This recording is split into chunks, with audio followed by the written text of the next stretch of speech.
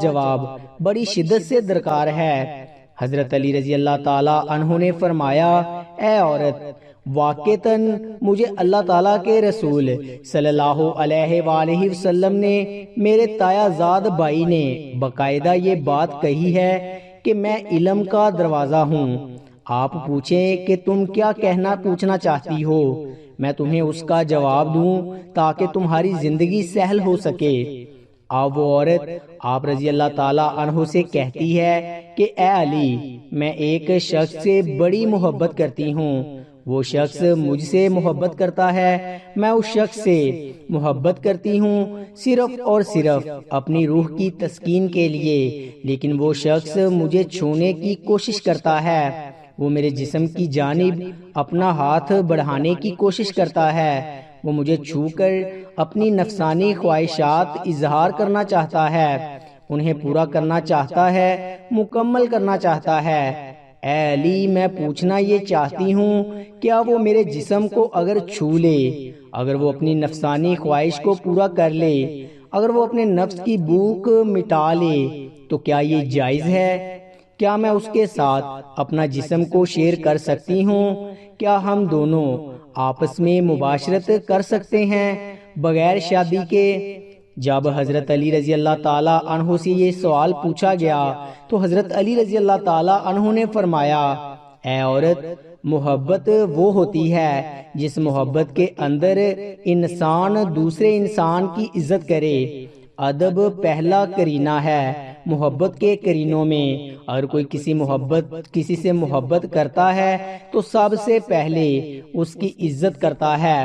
اگر وہ شخص تمہاری واقعتاً عزت کرے تو اس کا مطلب یہ ہے کہ وہ تم سے سچی محبت کرتا ہے، لیکن وہ تمہارے جسم کو چھونا چاہتا ہے اور تم سے اپنی جسمانی اور تمہاری جسمانی خواہشات کو پورا کرنا چاہتا ہے، تو اس کا مطلب یہ ہوا کہ یہ خالصتاً مفادات کا رشتہ ہے جس میں محبت کا دور دور تک کوئی نام و نشان موجود نہیں ہے۔ لہٰذا اگر تمہیں یہ لگتا ہے کہ یہ محبت ہے تو تم غلط ہو، یہ محبت نہیں ہے، بلکہ یہ تو سراسر اپنی ہوس کو مٹانے کا ایک طریقہ کار ہے۔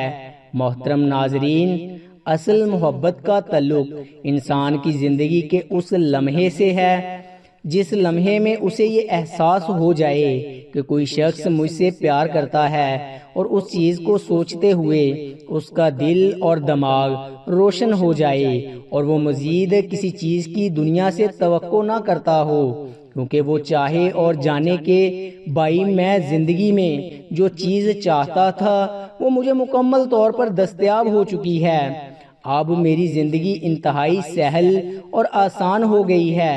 اب آپ کو آج کی اس ویڈیو میں زنا کے بارے میں بھی بتایا جائے گا کہ اس کے بارے میں اسلامی ارشادات ہیں۔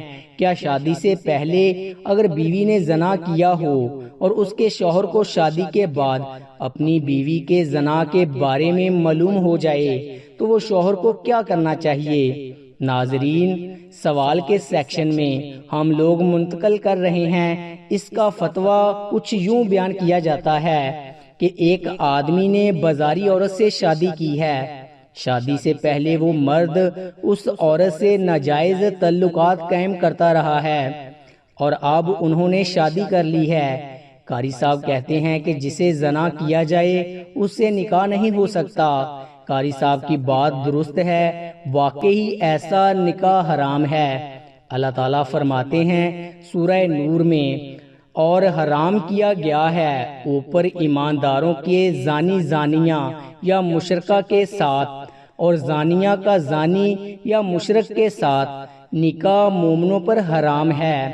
حافظ ابن قیم رحمت اللہ علیہ فرماتے ہیں اس مقام پر زانی کا اسم اشارہ سے زنا مراد دینا ضعیف اور کمزور ہے۔ نیز نکاح کے سلسلے میں اللہ تعالیٰ کا فرمان، وہ پاک دامن ہو، نہ اعلانیہ زنا کرنے والی، نہ چھپے یاروں والی، اور نہ پکڑنے والے، نہ چھپے دوست، اس بات کی دلیل ہے کہ نکاح منعقد ہونے کے لیے مرد اور عورت دونوں کا عفیف اور پاک ہونا بہت ضروری ہے۔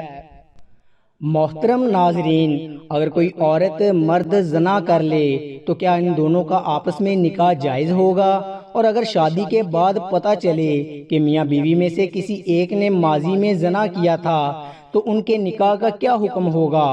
بہت سی جھوٹی باتوں کی طرح ایک یہ بات بھی ہمارے معاشرے میں کم علمی کی وجہ سے مشہور ہے کہ زنا کرنے والے مرد اور عورت آپس میں نکاح کر ہی نہیں سکتے، جبکہ یہ غلط ہے۔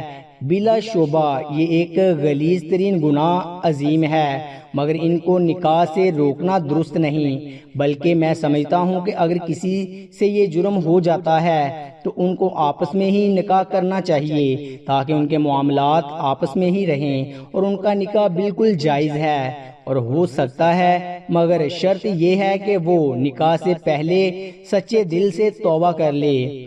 تفصیل کچھ اس طرح سے ہے: زانیہ عورت یا زانی مرد کا نکاح اس وقت تک صحیح نہیں جب تک وہ توبہ نہ کر لے، اور اگر عورت یا مرد توبہ نہیں کرتا تو ان کا نکاح صحیح نہیں ہوگا۔ یہ اشارہ عقد نکاح کی طرف ہے، یعنی یہ جانتے ہوئے کہ فلاں عورت بدکار اور غیر تائب ہے، اس سے نکاح کرنا مومن مردوں کے لیے حرام ہے۔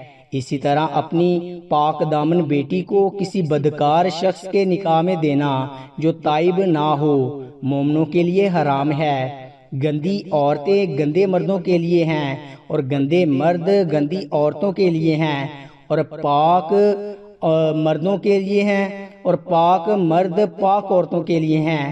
اللہ تعالیٰ نے دوسرے مقام پر مردوں اور عورتوں کے نکاح کے لیے دونوں کے پاک دامن ہونے اور بدکاری نہ ہونے کی شرط لگائی ہے، اور مومن عورتوں میں سے پاک دامن عورتیں اور ان لوگوں کے پاک دامن عورتیں جنہیں تم سے پہلے کتاب دی گئی، جب تم انہیں ان کے مہر دے دو، اس حالت میں کہ تم قید نکاح میں لانے والے ہو، بدکاری کرنے والے نہیں اور نہ چھپی آشنائیں بنانے والے۔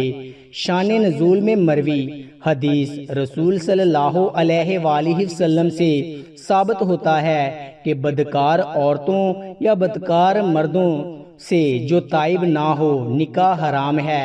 عبداللہ بن عمرو رضی اللہ تعالی عنہ بیان کرتے ہیں کہ ایک آدمی جسے مرثد بن ابی مرثد کہا جاتا تھا، وہ مکہ سے قیدی اٹھا کر مدینہ لایا کرتا تھا، اور مکہ میں ایک بدکار عورت تھی جسے اناق کہا جاتا تھا، اور وہ اس کی دوست تھی۔ مرثد بن ابی مرثد نے مکہ میں قید ایک آدمی سے وعدہ کیا تھا کہ وہ اسے اٹھا لے جائے گا۔ اس کا بیان ہے کہ مکہ میں آیا اور میں چاندنی رات میں مکہ کی ایک دیوار کے سائے میں تھا کہ اناق آئی۔ اس نے دیوار کے ساتھ میرے سائے کا ہیولہ دیکھا۔ جب وہ میرے پاس پہنچی تو اس نے مجھے پہچان لیا، کہنے لگی مرثد ہو؟ میں نے کہا مرثد ہوں۔ کہنے لگی مرحباً اہلاً، آؤ ہمارے پاس رات گزارو۔ میں نے کہا اناق، اللہ نے زنا حرام کر دیا ہے۔ اس نے آواز دی خیمے والو، یہ وہ آدمی ہے جو تمہارے آدمی اٹھا لے جاتا ہے۔ چنانچہ 8 آدمی میرے پیچھے لگ گئے اور میں مکہ کے ایک پہاڑ خندمہ پر چلنے لگا، حتیٰ کہ اس کے ایک غار تک پہنچ کر اس میں داخل ہو گیا۔ وہ لوگ آئے حتیٰ کہ میرے سر پر آ کھڑے ہوئے، انہوں نے پیشاب کیا تو ان کا پیشاب میرے سر پر گرا، مگر اللہ تعالیٰ نے انہیں مجھ سے اندھا کر دیا۔ پھر وہ واپس چلے گئے۔ میں بھی دوبارہ اپنے ساتھی کے پاس آیا اور اسے اٹھایا۔ وہ آدمی باری تھا، یہاں تک کہ میں اسے ازغر تک لے آیا، یعنی مکہ سے باہر جہاں ازغر گھاس تھی۔ اس کے باری بیڑی کھولی اور اسے اس طرح لے کر چلا کہ میں اسے اٹھاتا تھا اور وہ مجھے تھکا دیتا تھا، حتیٰ کہ میں مدینہ پہنچ گیا تو میں رسول اللہ صلی اللہ علیہ وآلہ وسلم کے پاس آیا اور کہا یا رسول اللہ، میں اناق سے نکاح کر لوں؟ میں نے 2 مرتبہ یہ بات کہی۔ پہلے تو رسول اللہ صلی اللہ علیہ وآلہ وسلم خاموش رہے، مجھے کوئی جواب نہیں دیا۔ تو پھر رسول اللہ صلی اللہ علیہ وآلہ وسلم نے فرمایا مرصد کسی زانیہ یا مشرکہ سے جو زانیہ یا مشرکہ ہے اس سے نکاح نہیں کرتا مگر زانی ہے یا مشرک ہے، اس لیے تو اس اناق سے نکاح مت کر۔ سنن ابو داؤد کی شرح اون المعبود میں لکھا ہے، اس حدیث میں دلیل ہے کہ کسی بھی شخص کے لیے ایسی عورت سے نکاح کرنا جائز نہیں جس سے زنا کا اظہار ہو چکا ہو، اور یہ مومنوں پر حرام کر دیا گیا ہے۔ زانی مرد اور زانیہ عورت سے نکاح حرام ہونے کی یہ واضح دلیل ہے، جب تک وہ توبہ نہیں کرتے اس سے نکاح حرام ہے، اور اسی طرح زانی مرد سے بھی جب تک وہ توبہ نہ کرے نکاح کرنا جائز نہیں۔ لیکن اگر زانی مرد یا زانیہ عورت زنا کے بعد سچی توبہ کر لیں اور اپنی گناہ پر شرمندہ ہوں تو ان کا آپس میں بھی نکاح جائز ہے، اور کسی اور ساتھ نکاح بھی جائز ہے، جیسا کہ کوئی مشرک مرد یا عورت شرک سے توبہ کر کے مسلمان ہو جائے تو ان کے ساتھ نکاح جائز ہے۔ مکمل جس نے توبہ کی اور ایمان لے آیا اور عمل نیک، یہ لوگ ہیں جن کی برائیاں اللہ نیکیوں میں بدل دے گا، اور اللہ تعالی ہمیشہ بے حد بخشنے والا نہایت ہی رحم والا ہے۔ دعا ہے کہ اللہ تعالی میرا سنانا اور آپ کا سننا اپنی بارگاہ الہی میں قبول اور منظور فرمائے، آمین ثم آمین۔ تمام دوستوں سے گزارش ہے کہ اللہ تعالیٰ کے 99 ناموں میں سے ایک نام کومنٹ میں ضرور لکھیں۔ شکریہ۔